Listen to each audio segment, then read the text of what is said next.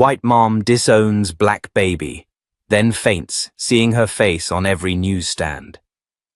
The delivery room was silent, except for the faint beep of machines and the steady breath of nurses moving in and out like ghosts. Jane Whitmore lay still on the hospital bed, her body trembling, drenched in a cold sweat.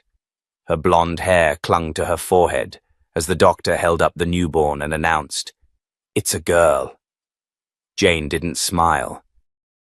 She didn't cry. She just stared.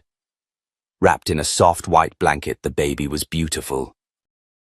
Her skin was a warm, rich brown, her curls already thick and dark, and her tiny eyes, just opened, held a wisdom that seemed to cut straight through Jane.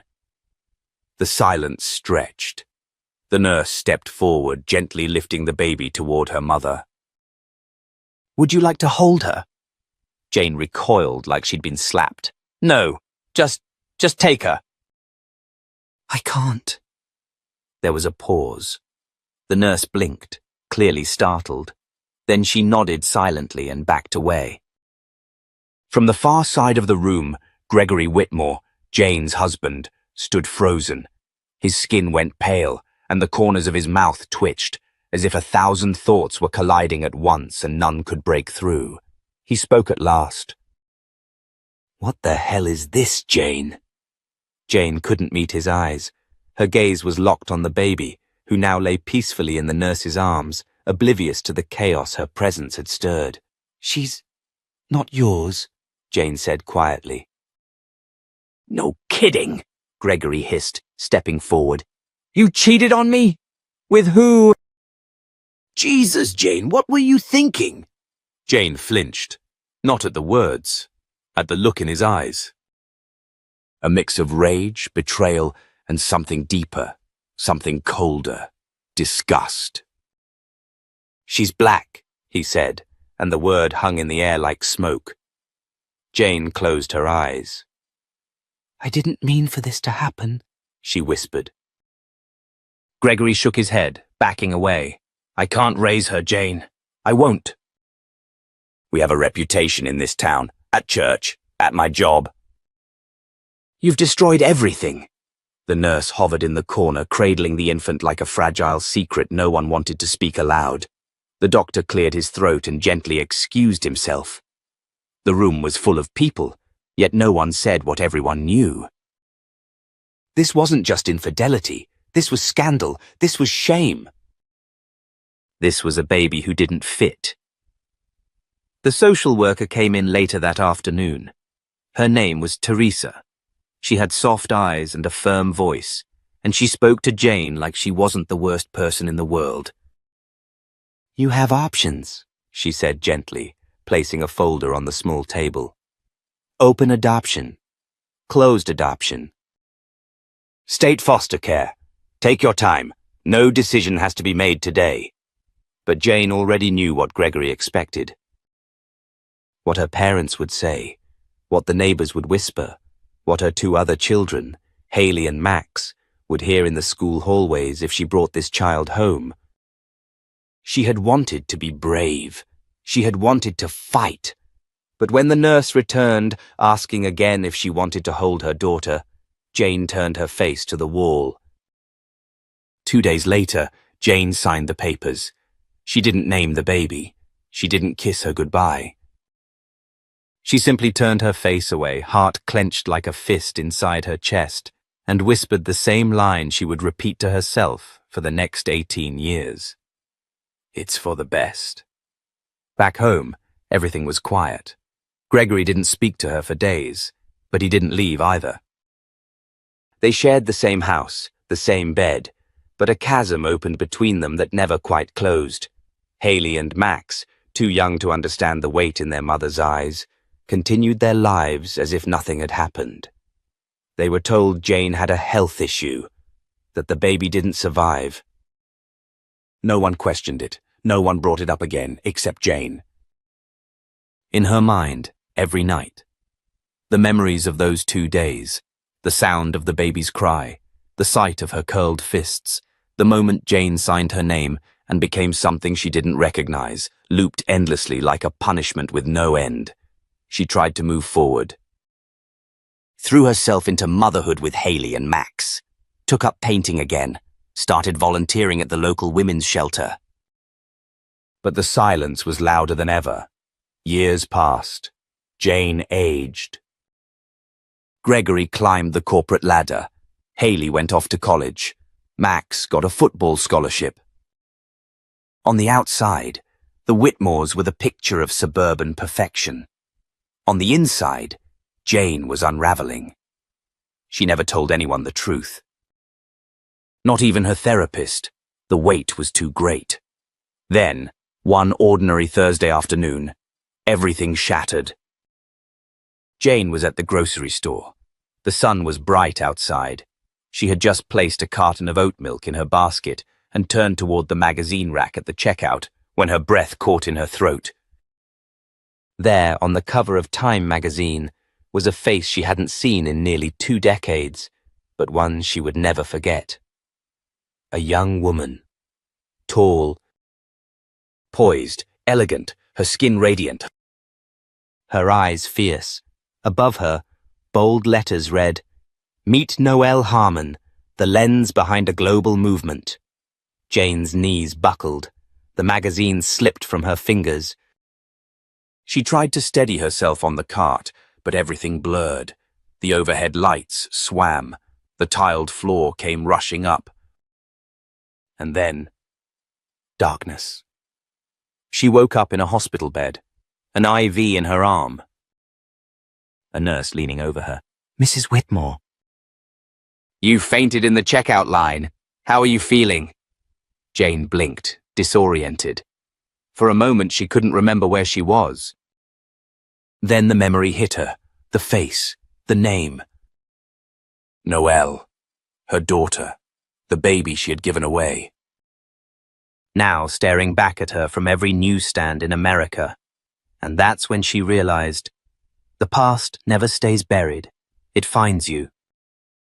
And sometimes it shows up wearing a camera around its neck, changing the world while you're still trying to forget you once refused to hold it. She clutched the edge of the blanket, her pulse racing, a single question pounding in her mind like a drum. Does she know?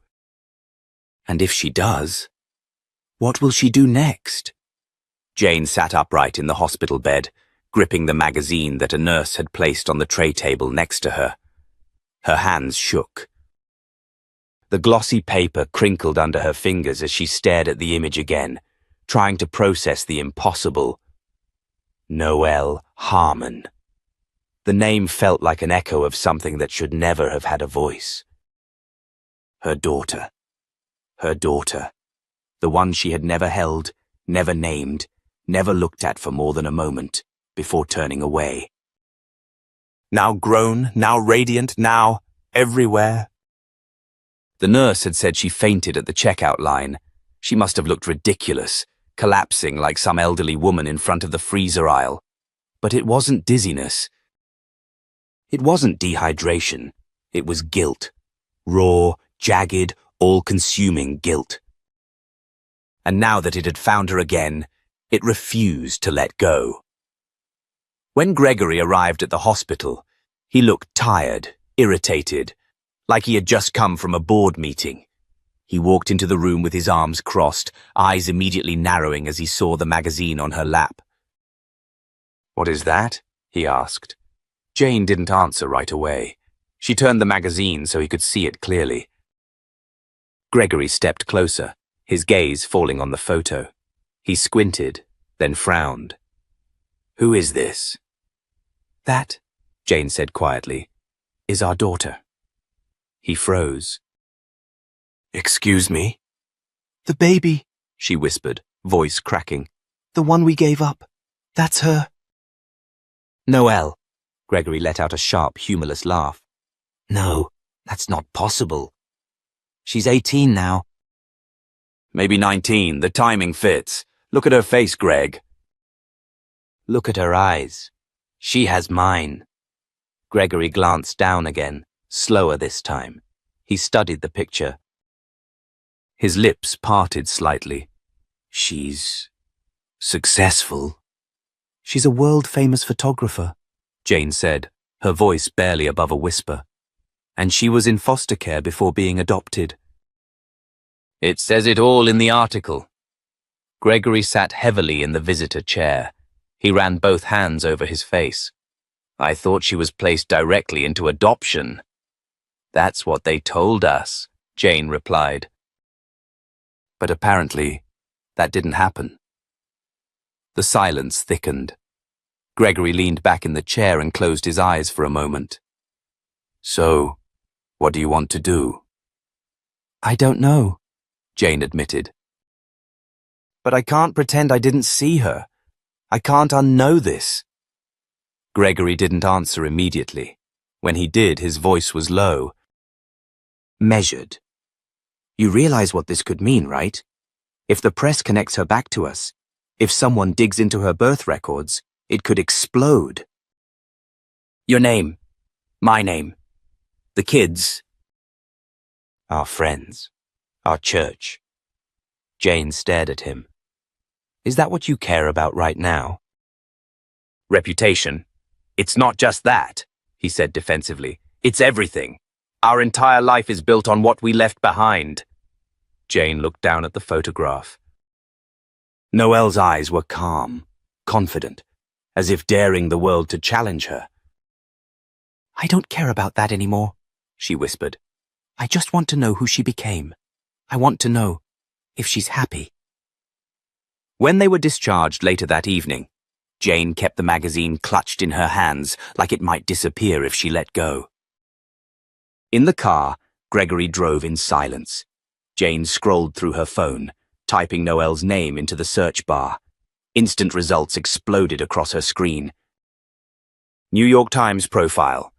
TED Talk feature. Times 30 under 30. Instagram, verified. Over 2 million followers. Jane clicked through, her breath catching in her throat with each photo. Noelle in Rwanda, photographing children in a refugee camp. Noelle in Paris at an art gala, wearing a gold gown and a crown of curls. Noelle with her adoptive parents, Betty and Charles Harmon, cutting a ribbon at a youth center opening in Chicago. They looked like a real family. They were a real family, and Jane was the ghost outside the window, looking in. Later that night, she sat at her kitchen table long after Gregory had gone to bed. She opened a new document on her laptop and began typing a letter. Dear Noelle, you don't know me, but I know you. I saw you on the cover of Time magazine today, and the world fell out from under me. I was your birth mother. I made a decision 19 years ago that I have regretted every day since. I don't expect forgiveness. I don't expect a reply. But if you are open to it, I would like to tell you what happened. Not to make excuses, but to offer truth, if you're willing. Sincerely, Jane Whitmore. She stared at the words for a long time. Then she closed the laptop. She wasn't ready. The next morning, a text came from Haley. Mom, I saw something online. Is it true? Jane froze. Her fingers hovered over the phone. Is what true? She replied. About the woman on the cover of Time. People are saying she was adopted. That she's from Portland. That her real mother gave her up. How would Haley know that? Who was talking? Jane's heart pounded. She typed slowly. We should talk tonight. When Haley showed up that evening, her face was tense. She stepped into the kitchen and got straight to the point. You gave up a baby? Jane swallowed. Yes. Because she was black. Yes. But it's more complicated than that. Haley's jaw clenched. That's disgusting. I know. No, you don't. You don't get to say I know and expect it to go away. Jane nodded. You're right. Haley folded her arms. I have a sister, and you lied about it my whole life. Jane's voice cracked. I was ashamed. And scared. And wrong. Haley didn't speak for a while. Then, softly, she asked, "Does she know?" "I don't think so." "Not yet." Haley shook her head. "You need to tell her." Jane nodded again. "I know." Outside, rain had begun to fall. Inside, for the first time in 19 years, something began to break. Not apart, but open. And Jane wasn't sure if it would bring redemption or ruin. She only knew one thing. She couldn't turn away this time. Jane parked her car 3 blocks away from the Portland Museum of Art. The rain had just stopped, leaving the streets slick and glistening under the streetlights. She didn't know what she was doing here. She had no plan, no invitation, and no idea what she would say if she came face to face with Noelle. But she knew she couldn't stay home. Not tonight. Not after everything that had come pouring back into her life. Noelle's exhibition, Through Our Eyes, was opening that evening. Jane had seen the posts online, Facebook, Instagram, even LinkedIn. She followed them silently, without liking, without commenting, but clinging to every image like it was oxygen. As she approached the museum entrance, she caught glimpses of guests through the tall glass walls, elegant, stylish people holding flutes of champagne and nodding thoughtfully at massive framed photographs. There were posters everywhere featuring Noelle's face. Her eyes, large and commanding, stared out from every corner like a challenge Jane was terrified to answer. She stood across the street, hands shoved deep in the pockets of her coat, heart hammering, and then, through the museum doors, Noelle appeared. Tall, striking. She wore a fitted black jumpsuit and deep red lipstick. Her hair was up in a crown of curls, and a press badge was clipped to the edge of her pocket. She looked confident and at ease as she moved through the crowd, laughing with guests, posing for photos. Jane's knees almost buckled.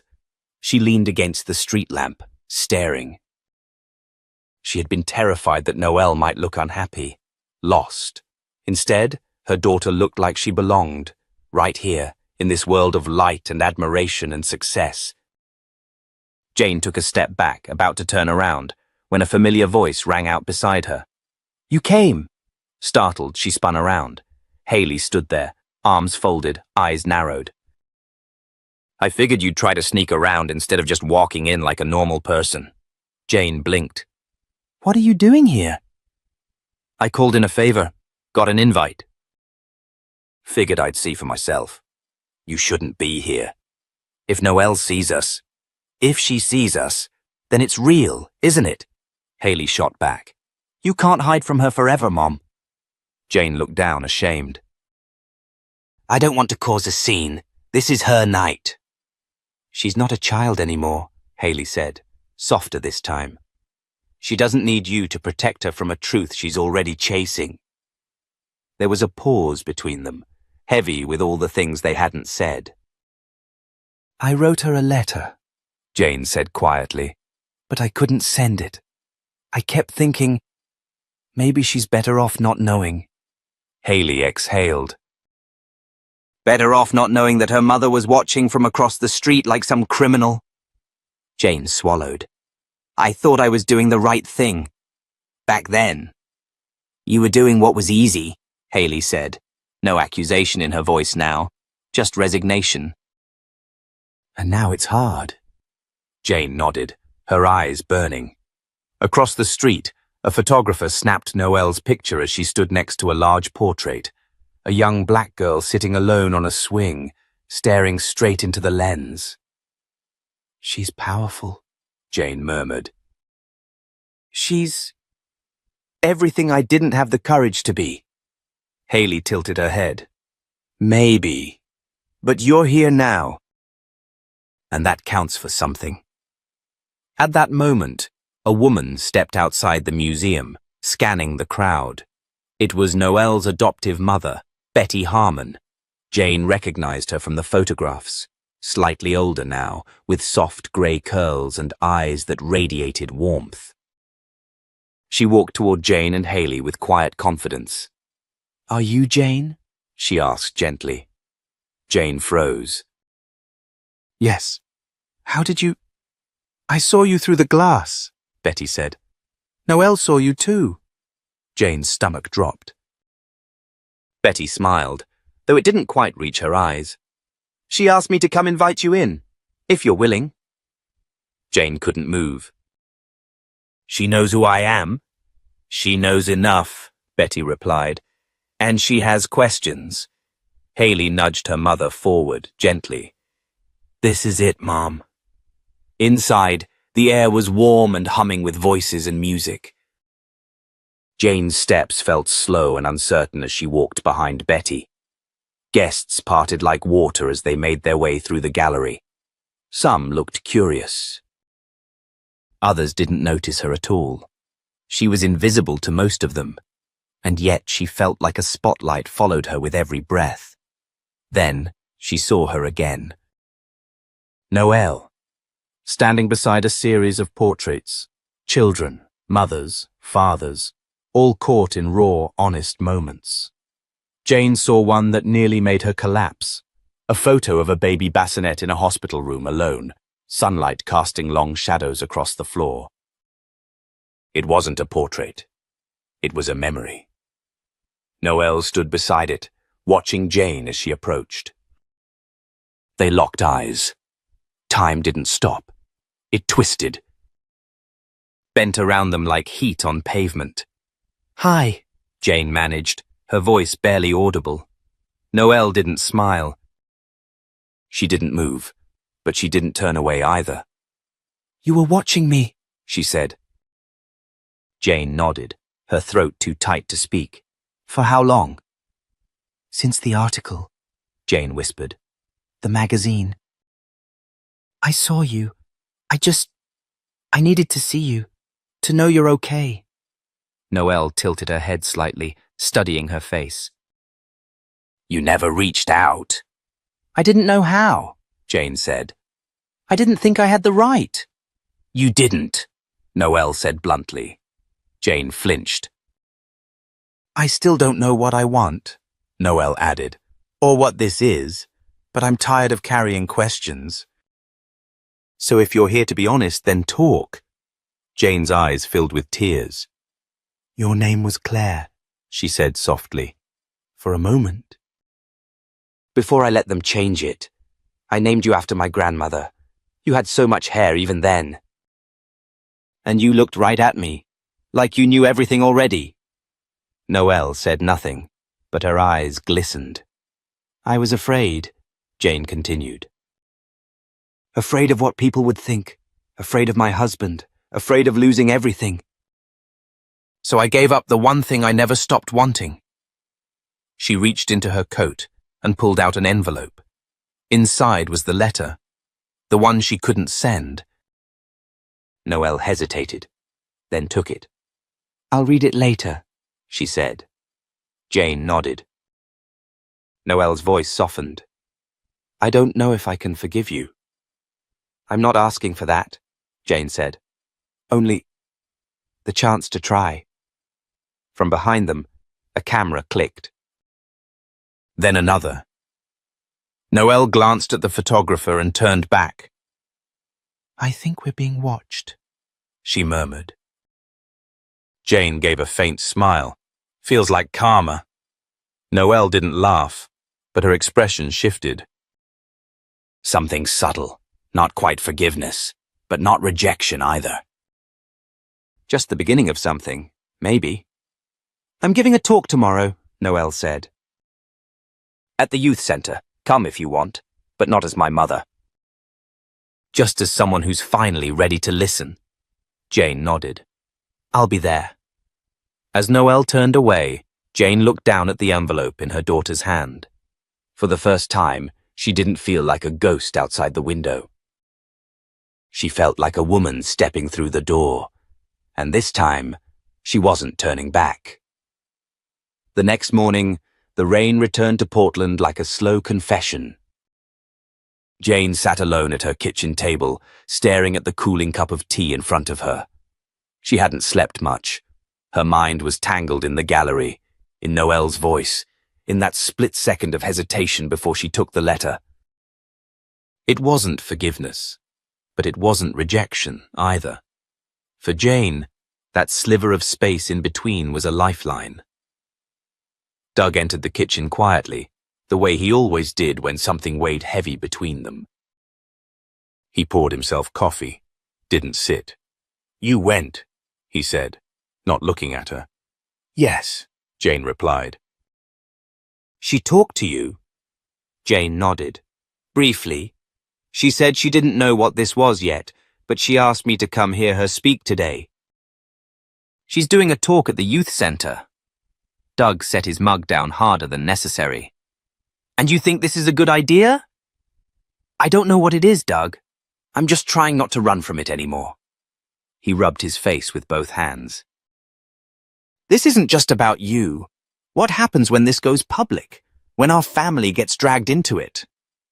"She already is public, Doug." "That ship has sailed. You know what I mean. This could open everything up. The affair. The adoption. The fact that I, Jane corrected sharply, abandoned her." Doug looked up then, his jaw tense. "You think I haven't carried guilt too?" Jane stood. "If you had, we wouldn't be having this conversation 18 years late." He didn't argue. He didn't have to. The drive to the youth center was quiet. Jane wore a simple cardigan and jeans, nothing to draw attention.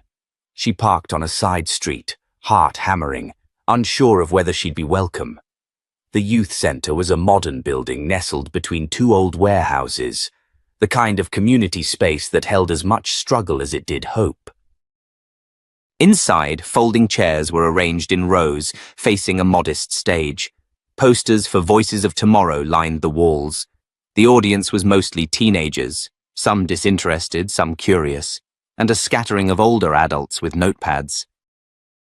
Jane found a seat in the back corner. The room buzzed. A woman with a headset stepped on stage, gave a short introduction, and then Noelle walked up, her presence commanding. She wore jeans and a grey tee, minimal makeup, and her natural curls pulled into a low bun. Still, every eye followed her. "My name is Noelle Harmon," she began. "I'm a photojournalist, a storyteller, and once I was a number in a foster system. Today, I want to talk about identity, how we build it, how it's stolen, and how sometimes we have to go digging for it in places we were told to forget." Jane's chest tightened. Noelle's voice was calm, confident, but underneath it, Jane recognized something else. A wound. Not open, but still red at the edges. "I was adopted at 3, Noelle continued. "Before that, I was passed from home to home. Some kind, some not.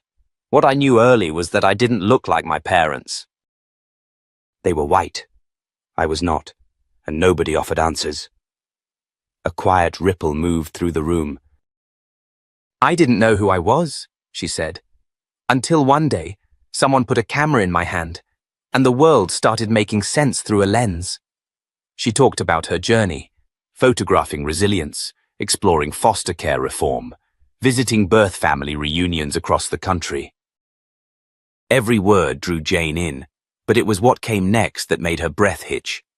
"2 nights ago," Noelle said slowly, "I met someone I've been searching for most of my life. My birth mother."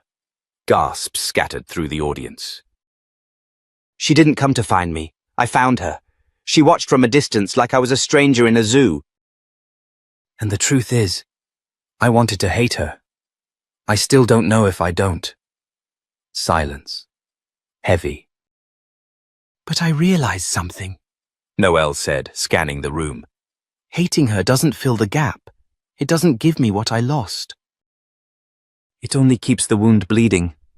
Jane blinked back tears. "So I asked her to come today, because this story isn't just mine. It belongs to every kid who ever wondered why they weren't enough, and every parent who ever let silence speak for them." Heads turned. The spotlight wasn't literal, but suddenly All eyes landed on Jane. Noelle looked directly at her. "Mom, would you stand?" Jane froze. The air in the room thinned. Doug had warned her. Betty had warned her, even Haley, but none of it mattered. Because Noelle had called her Mom. Jane stood slowly, hands shaking. "Tell them," Noelle said, voice even. "Tell them why." The room held its breath. Jane's voice cracked at first, then steadied. "Because I was weak. Because I was scared. Because the man I loved gave me an ultimatum, and I told myself it was the only choice. But the truth is, it wasn't. I made a decision that ruined 3 lives. Yours, mine, and his. And I've regretted it every day since." A teen in the front row whispered, "Damn," just loud enough for the room to hear. Jane continued, "I was so focused on appearances, on staying the perfect wife, the good mother to the children I already had, that I forgot to be human, and I didn't think anyone would ever forgive me, least of all you." She looked at Noelle. "I'm not asking for that. I'm just asking for the chance to learn how to do better." Noelle didn't respond immediately. Then she stepped forward, took the mic, and looked out at the crowd. "This is what reconciliation looks like," she said. "Messy, unscripted. Painful, but maybe necessary." Applause. Not thunderous, but real. After the event, people lined up to talk to Noelle. Jane stayed in her corner, unsure if she should wait. Then Betty appeared at her side. "You were brave," she said. "I was shaking," Jane admitted. "Bravery's not about still hands," Betty replied. "It's about showing up anyway." Then Haley approached, her eyes misty. "You did good, Mom." "She called me Mom," Jane whispered. "I heard," Haley said. That was the real standing ovation. As they stepped into the Portland rain together, Jane didn't know what tomorrow would bring. But today, she had stood. And that mattered. The evening after the youth center event, Jane sat on the edge of her bed, staring at the envelope Noelle had slipped into her hand just before they parted. It was small and unassuming, her name written in strong black ink across the front. Her fingers trembled as she slid it open. Inside was a single photograph. Noelle as a child, maybe 4 or 5, standing in front of a dilapidated brownstone. Her smile was soft, uncertain, and her small hand clutched the edge of a tattered backpack. On the back, in Noelle's handwriting, were 4 words. "This is where I started." Jane pressed the photo to her chest. The weight of what Noelle had lived through felt suffocating. The comfortable silence of her own home now felt like a betrayal. Doug knocked and entered cautiously. "Everything okay?" "She gave me this," Jane said, holding up the picture. Doug sat across from her, the tension in his shoulders visible. "She's trying, Jane." "That's more than I thought we'd ever get." Jane nodded. "But I keep thinking, how much pain she had to carry alone. While we moved on." Doug didn't speak right away. "I never moved on," he said finally. "I just got good at pretending." Jane looked at him, really looked, for the first time in years, perhaps. The guilt etched into the lines on his face, the fatigue behind his eyes. "Why didn't we ever talk about her?" "Because we didn't know how," he admitted. "Because every time I thought about her, I saw the worst version of myself. And I was afraid if I said her name out loud, you'd remember who helped make that choice." Jane lowered her gaze. "It wasn't just you. But I gave the ultimatum," he said. "And I never once gave you a chance to fight it. I wanted control." Not family. They sat in silence for several minutes, the photo resting between them like an artifact of all their failures. The next morning, Jane found herself outside of a small cafe in northeast Portland, the address scrawled at the bottom of a text from Noel. Saturday, 9 a.m. I'll bring the records. When Noel arrived, she wasn't alone. A tall man in his early 50s walked beside her, grey dusting his tight curls, a worn satchel slung over one shoulder. His posture was guarded but not hostile. Noel introduced him simply. This is Marcus. He was one of the few foster parents I stayed with who actually gave a damn. Jane stood awkwardly. Thank you for taking care of her. Marcus nodded. She didn't need much, just someone who didn't treat her like a broken part. They sat together in a quiet corner booth. Noel pulled out a thin manila folder and laid it on the table. These are the agency records, she said. I had to request them 3 times. Even with my platform, it was like pulling teeth. Jane opened the folder, her breath catching. There were familiar documents, her signed relinquishment, the social worker's report, Noel's birth certificate. But then a page Jane had never seen before. A note attached 6 weeks after Noel's birth, labeled Retraction Inquiry. In shaky handwriting it stated, I changed my mind.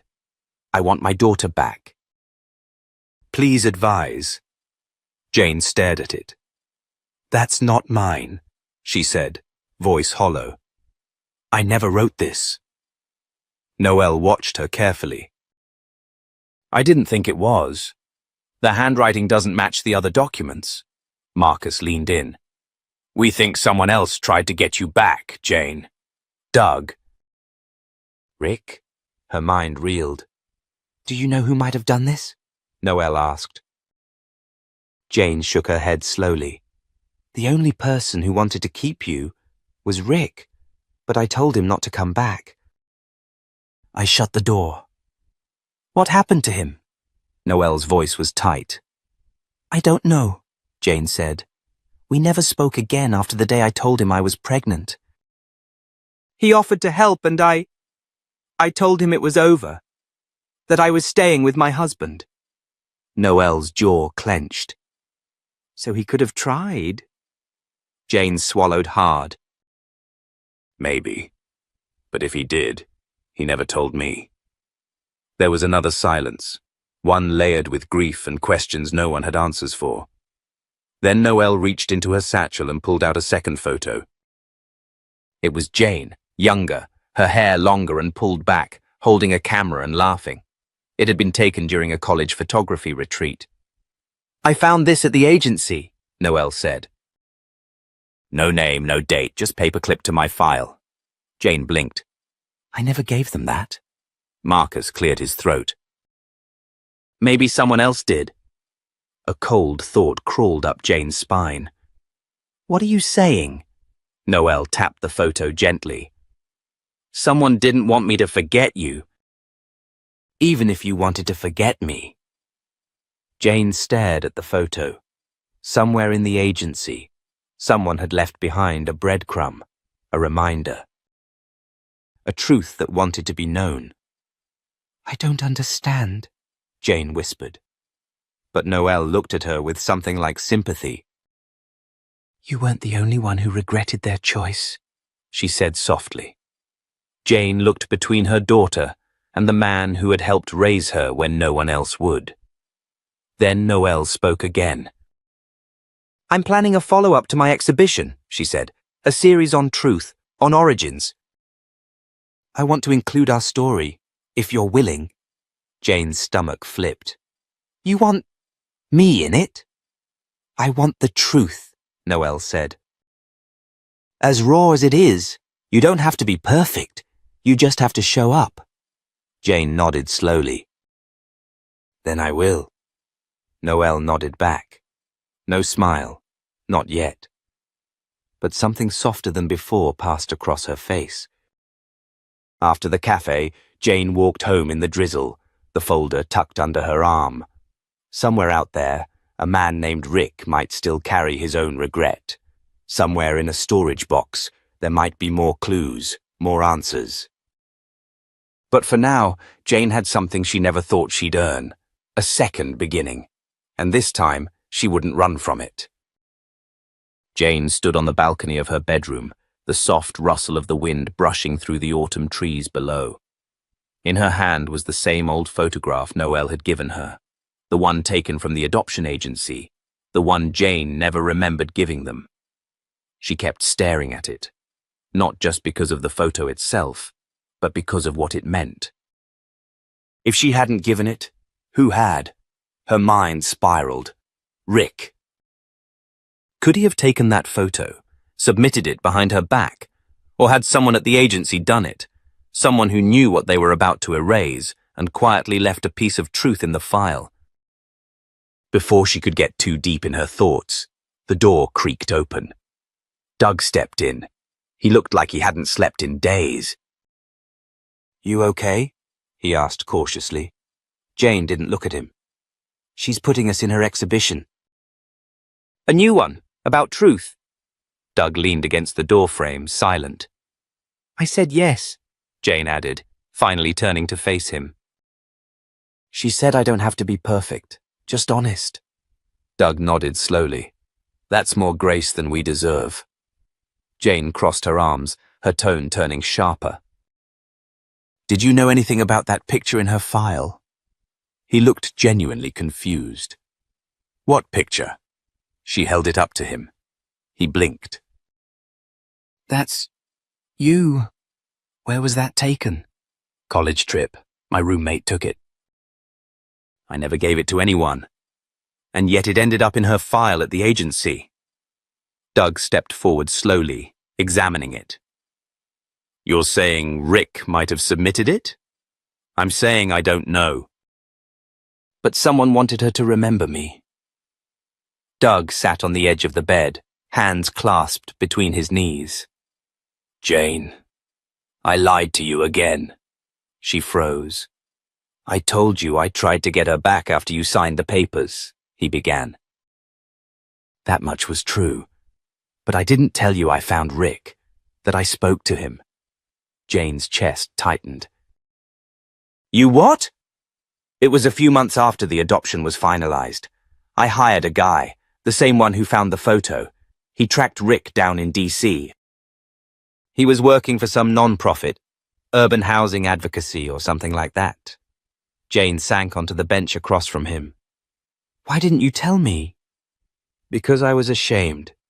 Because I thought maybe if he was still in the picture, it was his responsibility." "Not mine. I figured if he cared enough, he'd find her, raise her." "I didn't have the courage to do it myself." Jane was speechless. Doug looked up at her, eyes bloodshot. "He said he'd tried." "He had gone to the agency, just like I had. But they stonewalled him, told him she was already placed."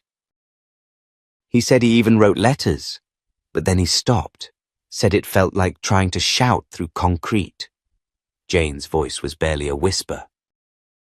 "Is he still alive?" "I don't know," Doug admitted.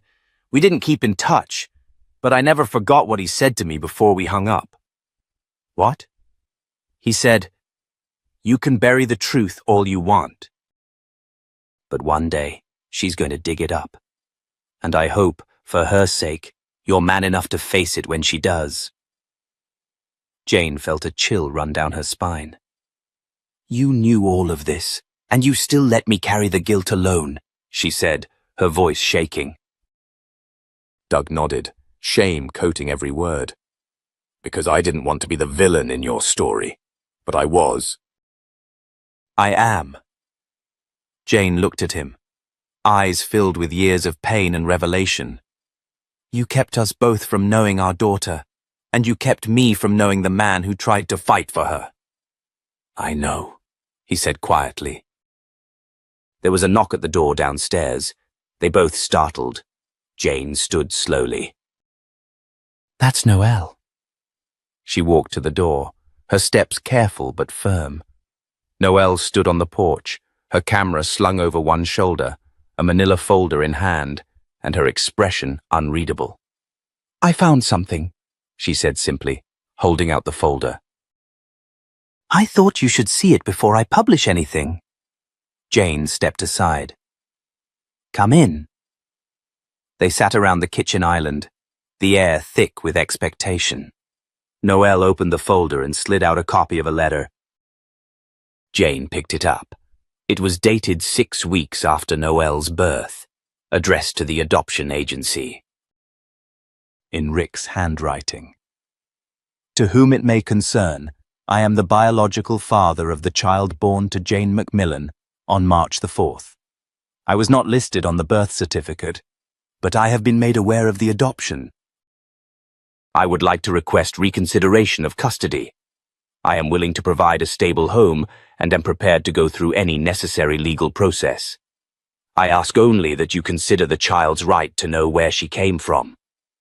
Jane felt her eyes blur with tears.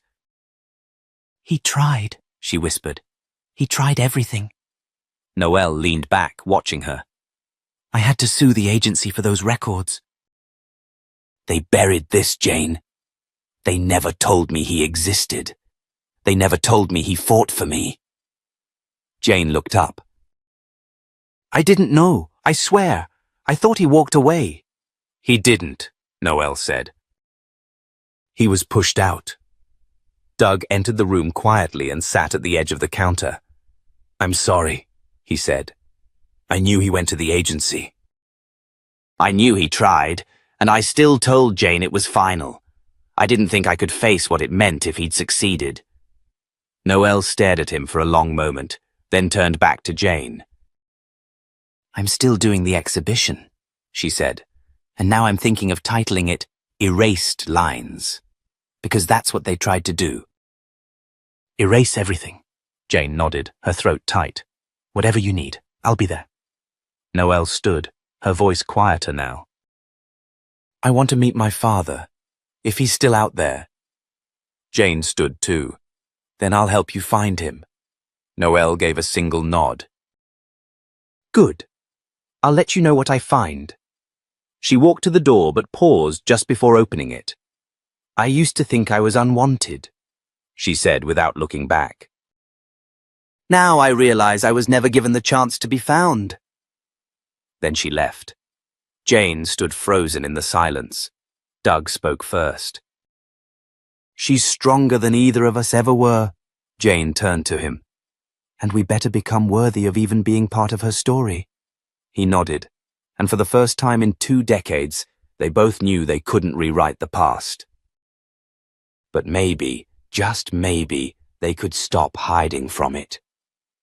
The air inside the hotel lobby felt colder than usual as Jane sat curled into a corner armchair, her coat still buttoned tight, though she hadn't stepped outside in over an hour. Her hands clutched a printout Noelle had emailed her just hours before. It was a scanned obituary dated 3 years ago. Rick Devo, 49, of Washington, D.C., passed away peacefully after a brief illness, survived by no immediate family. Memorial services held at New Life Community Chapel. That was it. No elaborate tribute. No photos, no list of survivors. Jane stared at the words until they blurred. He had died alone, and worse, Noelle had never gotten to meet him. A hollow ache settled in her chest, heavy and shameful. She remembered Rick's laugh, the quiet intellect behind his eyes, the way he always listened without rushing to fill the silence. And now, any opportunity to reconnect, to apologize, to fill in the lost years, had evaporated with a few lines in a forgotten newspaper. Her phone buzzed. A text from Darlene. Heard from Noelle yet? Jane replied. She's in Portland. Wants to see the gallery. Alone, but she said she'd talk afterward. Another buzz. Kevin this time. Let us know if she changes her mind. I still want to meet her, even if it's just once. She smiled faintly, grateful that her children, her other children, had grown into people far braver than she had been. The front desk phone rang and startled her. Moments later, a hotel staffer approached. Ms. Macmillan? There's a young woman in the restaurant asking for you. She said to tell you, bring the photo. Jane stood, heart pounding, the printed obituary and old photo tucked under her arm like precious artifacts. She walked briskly through the lobby, past murmuring diners and clinking silverware, until she spotted Noelle seated at a window booth, nursing a glass of iced tea. Noelle looked up but didn't smile. Sit. Jane obeyed. I found the cemetery, Noelle began without preamble. Rick's buried in a public lot, unmarked. No headstone. Just a plot number on a city record. Jane swallowed. I'm so sorry, Noelle. I'm not telling you for sympathy, she said, voice level. I'm telling you because I'm tired of chasing ghosts. If I'm going to know where I come from, I need to know the whole thing, the ugly parts too. Jane pulled the photograph from her coat and laid it gently on the table. It was the only picture she had of Rick, snapped during a company retreat. He stood near a lake, sleeves rolled up, the wind catching his collar. There was sunlight in his smile. Noelle picked it up carefully. Her expression softened. He looked kind, she said. He was, Jane replied. I didn't deserve his kindness. Noelle nodded. That's the part I'm starting to understand. People keep talking about what I deserved or didn't. But it's not really about that, is it? It's about the choices people make when they're afraid. Jane's throat tightened. I was terrified. Of what people would say, of what my husband would do, of losing the life I'd built. I made every decision from a place of fear, and I lost you because of it. There was a long silence. Noelle broke it. I'm adding a final piece to the exhibit. A photo I took last week. It's of his grave, or where it should be. Jane blinked. You went there? Noelle nodded. I left a stone with his name on it, something to mark that someone came. That someone remembered. Jane reached across the table, hand trembling, and placed it over Noelle's. Thank you for doing what I couldn't. Noelle didn't pull away. I think it's time the world hears the real story, she said quietly, not the version tied up in shame or secrecy. The truth. About what happened, about who I am, about who he was. Jane took a breath.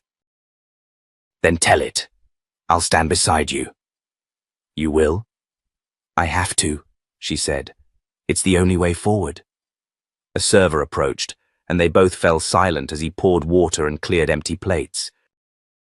When he left, Noelle finally smiled, just slightly. I'm going to dedicate the exhibition to Rick, she said, and to you. Jane's eyes welled. I don't deserve that. It's not about deserve, Noelle said. It's about telling the truth, even when it hurts. Jane nodded slowly. And what happens after the truth is out? Noelle leaned back. Then we see who has the courage to stay. Jane blinked back tears. I'm not going anywhere this time, she whispered. Noelle didn't answer. But she didn't move her hand either. Outside, the sun had begun to set.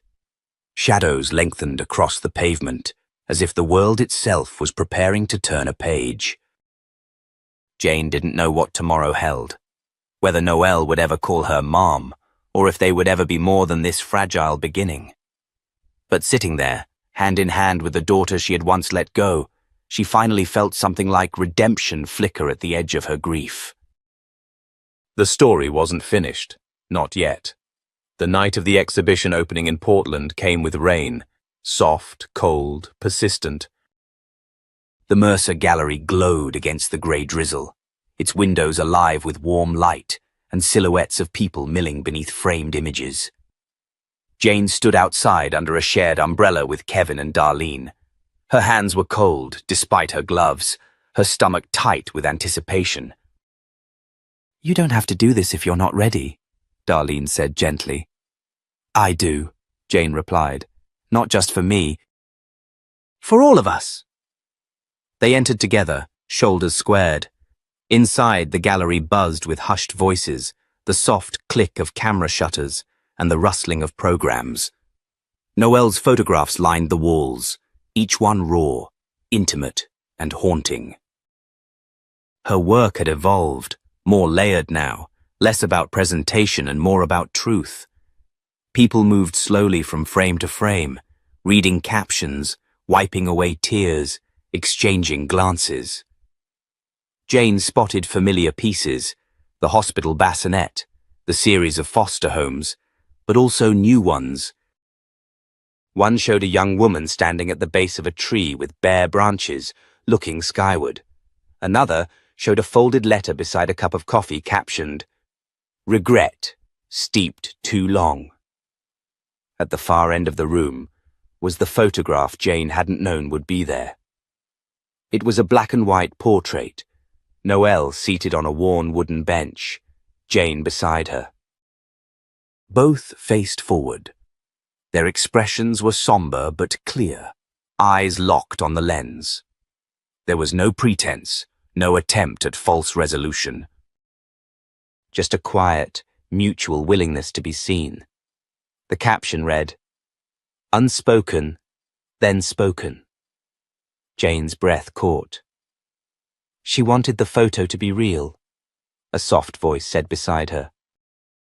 Jane turned and found Betty Harmon, Noelle's adoptive mother, smiling gently. "She told me, if people are going to see the wound, they might as well see the scar too." Jane's eyes filled. "She's remarkable." "You raised someone extraordinary." Betty shook her head. "She was already extraordinary. We just made sure she had the space to discover it." They stood quietly for a moment. Then Betty reached into her purse and pulled out a folded card. "She wanted you to have this, but she didn't want to give it to you in front of everyone." Jane accepted the card with trembling fingers. On the front was a photograph of Noelle as a child, maybe 6 or 7, smiling with 2 missing teeth. The inside was handwritten. "I can't rewrite the beginning, neither can you, but maybe we get to write this chapter together." "One page at a time. Noelle." Jane pressed the card to her chest. She had no words. Across the room, Noelle appeared. She wasn't alone. Darlene was at her side, talking animatedly, their gestures mirroring like long-lost sisters catching up on too many years. Kevin joined a moment later, extending a hand, and Noelle took it, smiling. Jane didn't approach them. She watched from afar as her children, 3 of them now, stood together in a way that felt unthinkable just months before. Doug entered the gallery a few minutes later, quietly, head down, still unsure of his place. He lingered near the back wall, absorbing every image like a man searching for pieces of himself in each frame. Later, when the gallery began to empty and guests filtered out into the Portland drizzle, Noelle approached Jane near the exit. "Nice coat," she said. "You always dress like someone from an old New England catalogue." Jane laughed, caught off guard. "Guilty." Noelle reached for Jane's gloved hand and squeezed it briefly.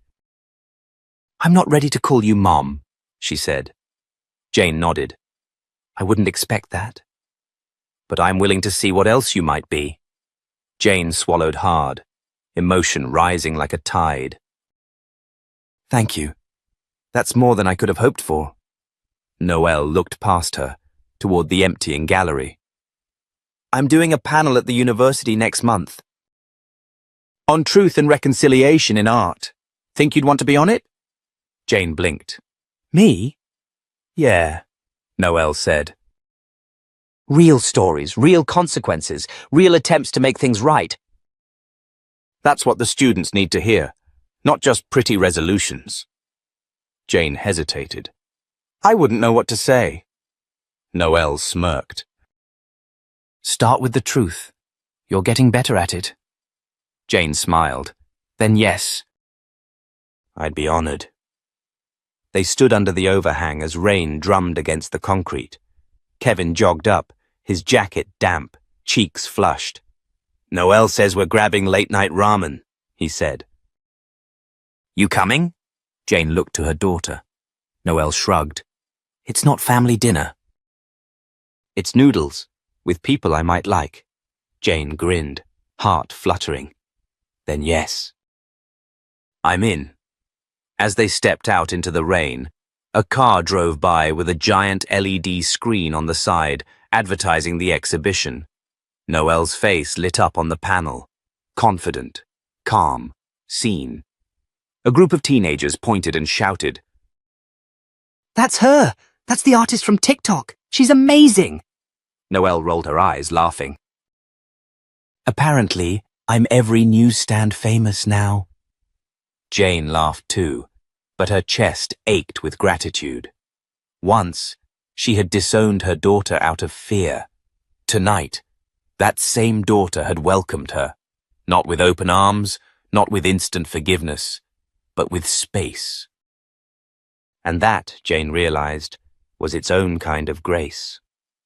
They crossed the street together, Jane, Noelle, Kevin, Darlene, a family reshaped not by perfection, but by truth, time, and choice. If you're still with us, thank you.